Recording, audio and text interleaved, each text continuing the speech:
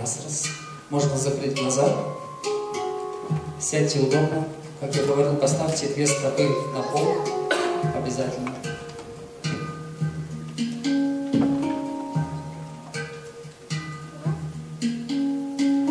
Пожалуйста, руки положите на колени вверх ладонями.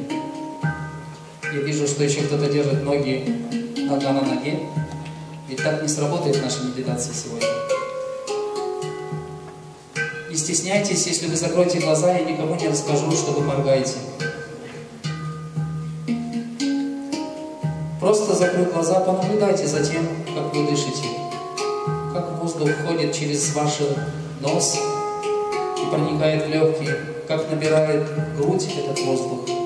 Просто помедитируйте на том, как вы дышите. Почувствуйте, как во время дыхания поднимается и опускается ваша грудная клетка.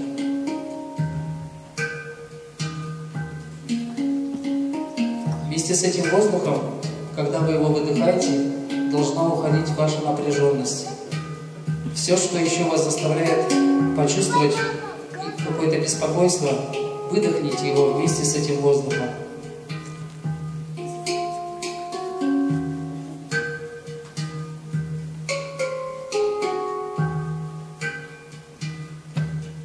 Сейчас я вас попрошу на один длинный счет, на единичку, сделать большой глубокий вдох.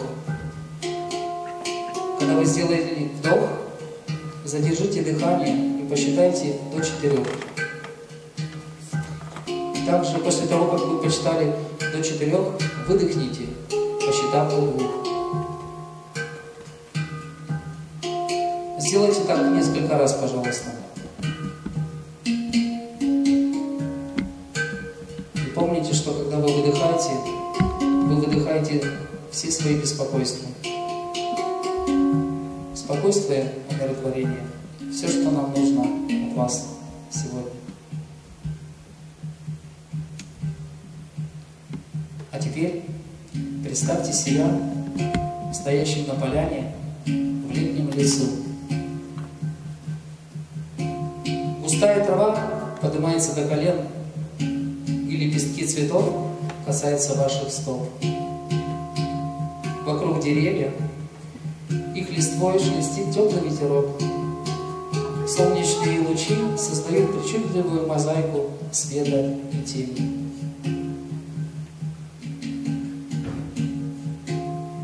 Вы пересекаете поля и неожиданно видите сквозь кроны деревьев крышу здания необычной архитектуры. Что это? Вы никогда такого не видели в лесу?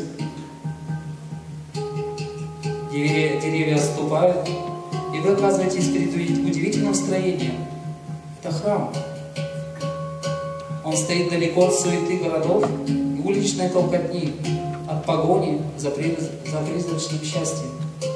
Вы продолжаете двигаться к нему по этой маловидной тропинке.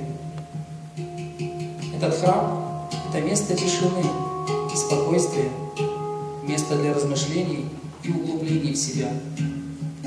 Несколько широких ступеней ведут к тяжелой дубовой двери.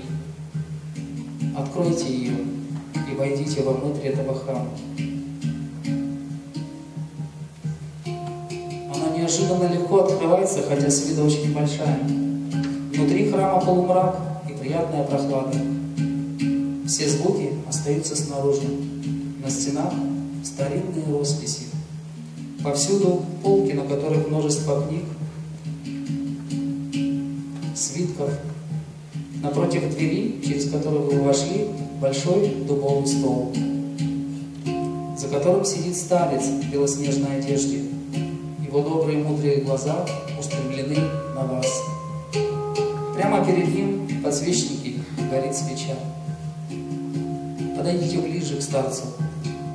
Это мудрец, знающий все сокровенные вопросы и ответы, тайны мира, события прошлого и будущего. Вы можете спросить его о том, что вас волнует. Задайте ему вопрос. Возможно, он вам ответит на него. Мудрец указывает вам на свечу. Вглядитесь в это живое пламя, в его волшебную сердцевину. Смотрите на него, смотрите на пламя этой свечи.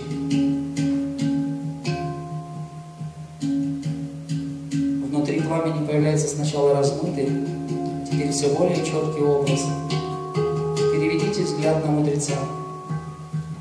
Он держит в руках календарь. На листе календаря четко выделяется дата. Запомните эту дату.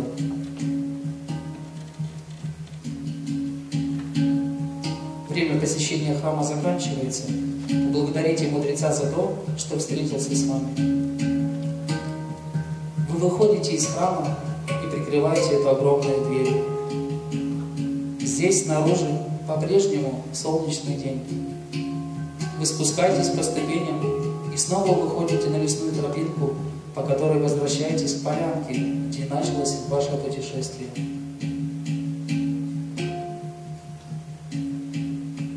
Вы останавливаетесь, последний раз окидываете взглядом пейзаж вокруг и вновь переноситесь сюда, в эту комнату.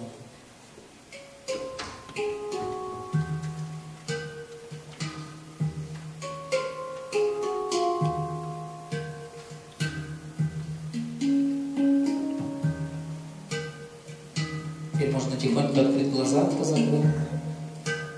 Сейчас вы уже не шумите, уже нет таких проблем и вопросов. Кто успокоился и почувствовал расслабление, покажите мне, пожалуйста, что вы со мной. Спасибо большое. Надеюсь, что сейчас в этом умиротворенном состоянии мы сможем продолжить нашу мантру Фест.